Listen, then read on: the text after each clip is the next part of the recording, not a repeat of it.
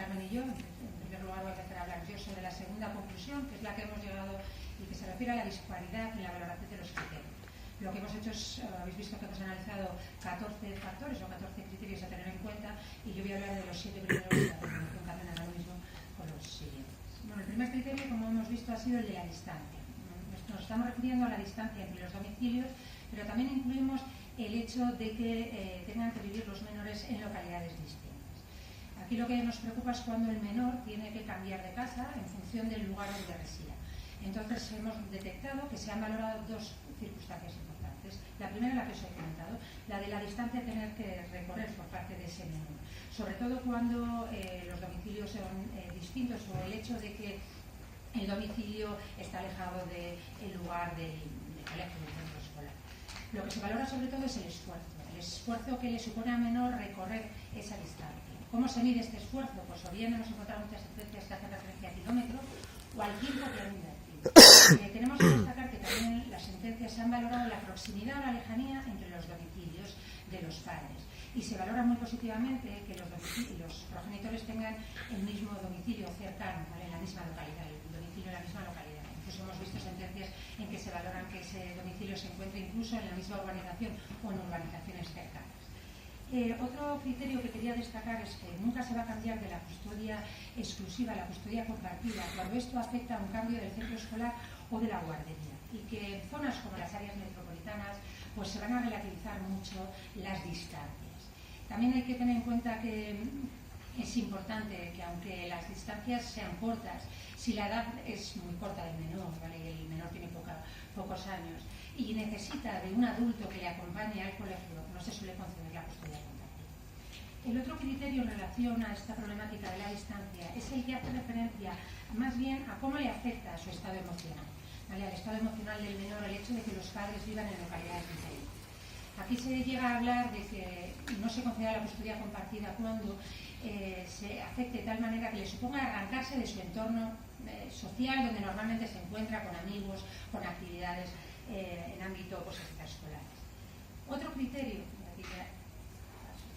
que yo quería tener en cuenta y explicaros es el de la conflictividad. Es verdad que, como ha comentado Arantxa, es el criterio determinante, ¿no? Lo hemos visto en todos los casos en que se ha demostrado un grado elevado de conflictividad, no se concede la custodia, ni en todas las audiencias ha sido así.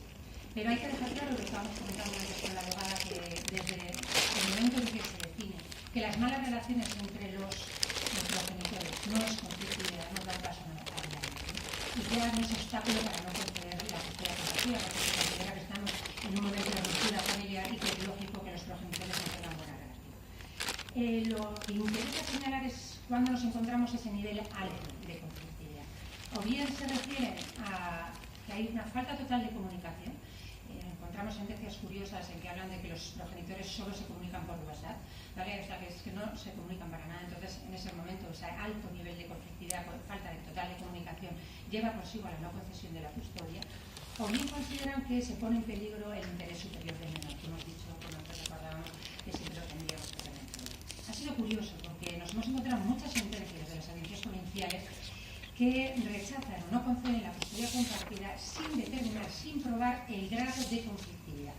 Entonces no se conoce ese grado de conflictividad, simplemente se insinúa que hay conflictividad y no se concede la custodia compartida. Aunque hay otras que es claro, hay claros indicios o indicios muy graves de conflictividad, donde nos encontramos denuncias cruzadas, y hablo de denuncias, denuncias cruzadas, de condenas, de agresiones, de claros supuestos de violencia de género, que, como es obvio, al haber ya un nivel alto o grave de conflictividad, se le niega la custodia compartida por interés del menor. Sin embargo, y antes lo estaba oyendo, también nos encontramos casos de denuncias archivadas, denuncias falsas, y lo estaban comentando al compadre, que curiosamente se deniega la custodia compartida. Y se deniega porque se considera, o porque la sala considera, y a mí para esto me ha parecido chocante, que deniega porque considera que no ha habido un caldo, o que no hay un caldo de cultivo entre los progenitores adecuado para conceder esa custodia compartida. Es importante señalar, además de estos indicios graves, que el grado de conflictividad puede manifestar ad intra o ad extra. Y me explico. O sea, no solo en la familia, es lo que llamaríamos ad intra, entre los progenitores y los hijos, sino también ad extra, o sea, respecto a las familias, abuelos o otras nuevas parejas de los padres. Incluso a los nuevos hermanos o nuevos hijos de esa familia. Como Como es obvio, en el momento en que veamos el peligro para el menor, no se concede, la sala nos concede, las que hemos estudiado, la custodia compartida, pero hay casos graves en donde el menor llega a necesitar incluso un tratamiento psicológico. Y otra problemática que hemos detectado y que nos ha llamado la atención es lo que las audiencias llaman el problema de la creación artificiosa de la conflictividad, de que no es cierta toda la conflictividad que encontramos. Es verdad, y lo podéis entender en este sentido, pues es verdad que, lo determináis, que hay muchos criterios denegatorios, ¿vale?, por esta concesión, pues denuncias frustradas, agresiones mutuas, incumplimientos, comportamientos o faltas de entendimiento entre los padres. Ahora sí que es cuando voy a explicaros el criterio del informe psicosocial. Hasta la fecha ha venido a ser prácticamente determinante, ¿vale? El contenido es informe. Si el contenido estaba a favor de la custodia compartida, se concedía la custodia compartida. Si el contenido es desfavorable, no se concedía y se denegaba la custodia compartida. Pero aquí es donde, como antes comentaba Carmen, hemos detectado muchas diferencias entre las comunidades. Ponemos un ejemplo. Andalucía y Navarra. Andalucía y Navarra no suelen hacer caso al informe cuando se refiere al tema favorable a la custodia compartida y, sin embargo, cuando el informe es favorable a la custodia monoparental, sí que lo concede. Y, por ejemplo, Cantabria. Sin embargo, Cantabria hemos visto que siempre está de acuerdo al contenido del informe, ya sea favorable o no a la misma. ¿Qué queremos destacar? Pues supuestos en que los informes se hayan presentado solo por parte. Bueno, normalmente estos informes no se tienen en cuenta, se califican que son parciales, y al ser parciales o bien porque se han presentado por una parte o porque no se han tenido en cuenta las capacidades o aptitudes del otro progenitor, y entonces no los tienen en cuenta. También nos encontramos casos sangrantes en los que hay una ausencia de informe, o bien porque no se han solicitado o bien porque no se ha acordado el oficio, y la solución es claramente a favor de la custodia materna. Aquí es donde encontramos una serie de criterios denegatorios, bueno, no voy a leer todos, ¿vale?, pero criterios denegatorios relacionados a los informes psicosociales, donde se pone en manifiesto pues, o las malas relaciones de los padres, o que no ha habido comunicación, o que ha habido una disparidad a la toma de decisiones, ¿no? Y eso refleja pues, al final que no se concede la custodia. Pero, bueno, por falta un poco de tiempo no leemos todos, pero tendréis a vuestra disposición el informe con todos estos criterios. Y sí quiero terminar en relación al informe, que creemos que es el criterio determinante. Cómo hay una sentencia de la Audiencia Provincial de Madrid, ¿vale?, del año 2015, de abril de 2015, que pone de manifiesto grandes diferencias en la Comunidad de Madrid en relación a los informes, en función de que los juzgados, y esto es lo que comentaba un poco también la abogada, en función de que los juzgados se encuentran en la capital, en la periferia o en los pueblos. Y además es curioso porque esta sentencia echa en falta que el informe del Ministerio Fiscal sea preceptivo. Incluso una cosa que ya hemos dicho también antes en la mesa redonda, y es que existan verdaderos dictámenes de especialistas cualificados que emitan los informes del equipo psicosocial.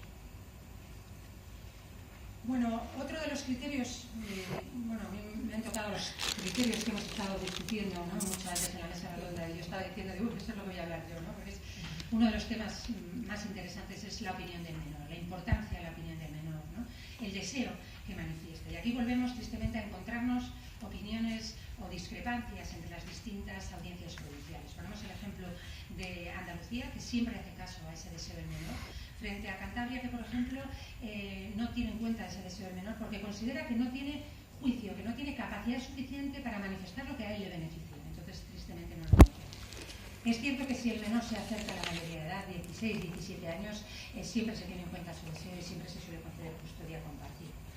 Pero es un criterio que se interpreta de manera diferente, pues porque a veces veremos cómo favorece la concesión de esa custodia y otras veces veremos que no favorece. Unas veces es claro el deseo de ese menor de estar con ambos, además lo dice así, quiero estar más con el padre y quiero estar también con la madre. Hay una sentencia interesante, creo que está en la siguiente, ¿no? Aquí, una sentencia interesante en Mérida que atiende al deseo de un niño de 14 años, donde en principio pues lo deja así claro, quiere estar con el padre y más con el padre y también quiere estar con la madre, y en primera instancia le conceden custodia compartida. Pero luego la audiencia interpreta, la audiencia media interpreta este deseo del menor y entiende que realmente el menor quiere estar más con el padre porque el domicilio del padre, con una idea de comodidad, ¿no? Viene a decir, porque el padre tiene el domicilio más cercano en el centro de la ciudad y es más cómodo. Sin embargo, esta sentencia es casada y el Tribunal Supremo vuelve a entender que el interés del menor es custodia compartida y confirma, y concediendo otra vez la custodia compartida. En otros casos nos encontramos todo lo contrario, ¿vale? Que la voluntad del menor no favorece esa custodia compartida, o bien porque entiende que el padre no ha prestado interés suficiente, o porque se encuentra mejor con la madre, o tiene más confianza con la madre. Pero aquí hay que destacar, y quiero destacar, tres cuestiones muy interesantes. La primera es que la voluntad del menor, aunque hay que hacerle caso y es su deseo, no siempre es clara. Y eso aquí cuando hablamos de un conflicto de lealtades, ¿vale? Nos encontramos que se encuentra en una situación que le lleva a no saber un poco qué decidir, ¿no? Y esto es lo que hace el Tribunal Supremo en una última sentencia en la que lleva a decir que hay que valorar eso y dejar muy claro y resolver ese conflicto de lealtades antes de decidir qué custodia concedemos. Hay otras sentencias que nos hemos encontrado, casos interesantes en los que reflejan que la voluntad del menor no quiere decir o no se equipara al hecho de que sea lo más beneficioso para él. Y hay que valorar otros criterios para decidir si será o no custodia compartida. Y también tenemos unos casos interesantes en que vemos opiniones de distintos hermanos. Por ejemplo, la menor quiere estar con la madre, entonces se concede la custodia materna, y el hermano mayor quiere estar con ambos y se concede la custodia compartida. Me ha tocado otro tema muy interesante, otro criterio muy interesante, que es el de la edad. En la edad encontramos las mayores discrepancias, pero ya discrepancias en cuanto a que la misma audiencia va a identificar la misma edad, corta edad, más o menos una edad del menor, para justificar o denegar la custodia compartida, ¿vale? Esto ha sido interesante. Incluso Andalucía siempre a todos los niños de corta edad les concede la custodia materna. También es verdad que este criterio favorece o desfavorece la custodia compartida. A veces se favorece simplemente por la corta edad del menor, y entonces considera que el menor, al tener muy poca edad, pues ya puede adaptarse a esta situación de custodia compartida, pero otras veces, sin embargo, necesitan o hablan de que una progresiva, un aumento de edad, fija por ejemplo en 6 años, para conceder esa custodia compartida. Sin embargo, nos encontramos, como hemos dicho, con criterios muy discrepantes en cuanto al concepto de la edad, porque justo ese criterio de corta edad que hemos dicho que favorece la custodia compartida en unas sentencias, justo es el que desfavorece, ¿vale? No favorece la custodia compartida en otras. Y aquí, hay muchísimas audiencias que no llegan a definir de manera común qué es esto de corta edad, ¿no? A qué margen, a qué edad equivale la corta edad. Pues llegan a hablar de 2 años, de 4 años, de 6 años, hasta 7, 9 años. Entonces encontramos grandes discrepancias. Sí que nos preocupan casos como los supuestos de niños que se encuentran realmente en corta edad en periodo de lactancia. Hemos visto que a veces suelen establecer sistemas mixtos. Durante la lactancia, un sistema de custodia materna con amplio régimen de visitas para el padre, y cuando deje la lactancia o al llegar a una edad de 2 años ya se establezca un sistema de custodia compartida. Pero sin embargo también quiero una sentencia curiosa destacar en la que, con acuerdo de la madre, estando el niño lactante, la madre considera que es apropiado establecer esa custodia compartida porque ya el niño come de todo, ¿vale? Dice así expresamente, come de todo y va a dejar pronto la lactancia. Y entonces se concede, aún siendo lactante, la custodia compartida.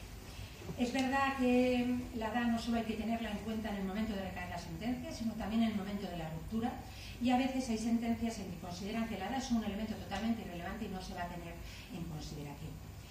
Y luego, pues justo lo contrario un poco de lo que comentabais como solución, ¿no? En la mesa redonda.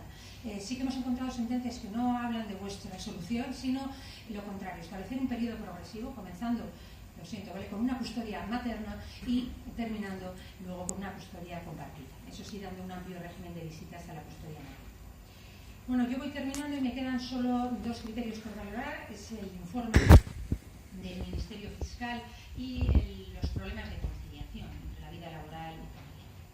Bueno, como hemos dicho antes, es decisiva la sentencia del Tribunal Constitucional del 2012, donde deja claro que es inconstitucional ese inciso del 92.8 en que exige el informe favorable.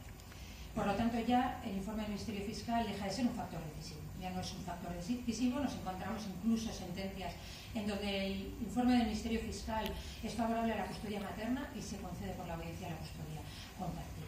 Pero también queremos resaltar que, aunque ya no es decisivo, se sigue teniendo en cuenta y se tiene en cuenta junto con otros criterios, y siempre y cuando se den las condiciones para favorecer esa custodia compartida. Yo termino y después del problema de conciliación doy la palabra a mi compañera con el problema de conciliación de la vida familiar y laboral. Y aquí hemos encontrado una tendencia actual a reconocerse que realmente las mujeres de hoy en día y las que están aquí lo saben, es una realidad. Hombres y mujeres trabajamos. Y entonces nos estamos encontrando que la propia sentencia lo reconoce, que es una realidad el que el hombre y la mujer es trabajadora en España, y por lo tanto se está concediendo custodia compartida con horarios muy amplios laborales, ¿vale?, del padre, incluso en casos en que uno de los progenitores no tiene empleo, porque la sentencia lo dice así literalmente, no quiere penalizar, castigar la falta de empleo. También señalamos que este criterio puede favorecer o no la custodia compartida. O sea, nos hemos encontrado sentencias que claramente dicen que los padres tienen más disponibilidad, que han rehecho su vida, que ya tienen vivienda y que por lo tanto están resolviendo esos problemas posibles de conciliación y por lo tanto se concede la custodia compartida, frente a otras sentencias que nos dicen todo lo contrario, ¿no?, que los horarios complicados del padre, los problemas de conciliación no conceden o no favorecen la concesión de esta custodia. Es verdad, y como antes comentábamos, que nos encontramos sentencias que hacen referencia a, podríamos decir, profesiones con horarios complicados.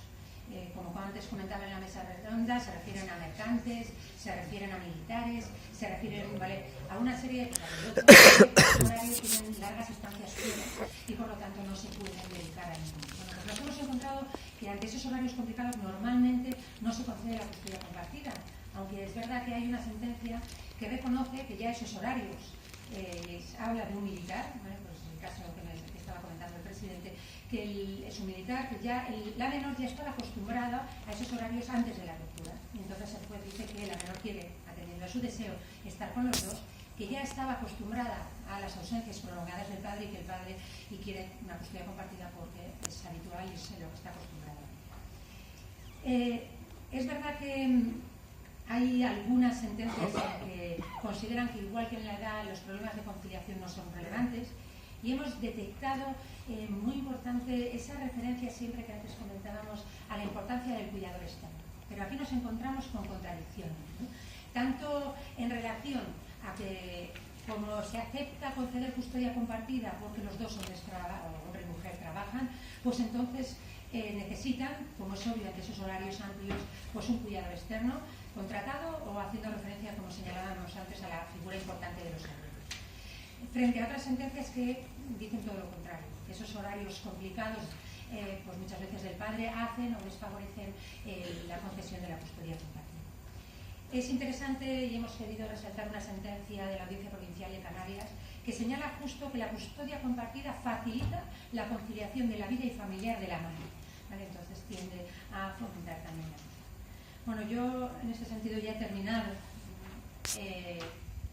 mis conclusiones en relación al segundo apartado que hemos calificado, la segunda conclusión que hemos calificado de disparidad en la valoración de los criterios, y como son 14 factores nos los hemos repartido entre Carmen y yo, y será Carmen la que estudie los siguientes factores.